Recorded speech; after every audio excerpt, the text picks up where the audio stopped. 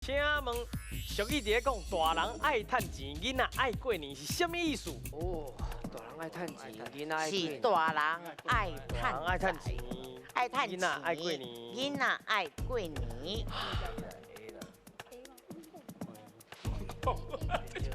是啊是啊，是哦，是哦，咩？唔是吧？是上无可能的吧？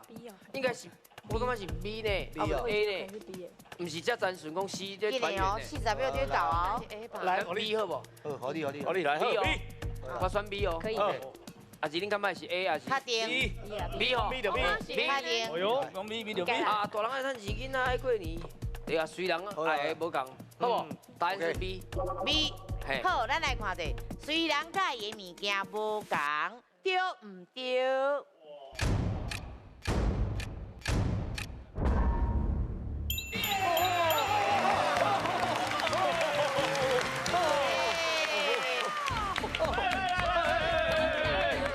坚持坚持对啊！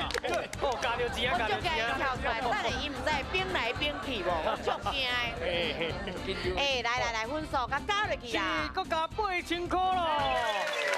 哦，队长有够厉害，真正有够厉害。这就是讲大人介意的物件，甲囡仔介意的物件无共款。对大人来讲，趁钱上好，啊对囡仔来讲，过年哦有红包，还有新衫，所以因足快乐的。会使放假，，啊其实还有另外一句话，甲这个有小可共款，不过意思无共款哦。就是讲囡仔欢喜过年，啊大人烦恼无钱。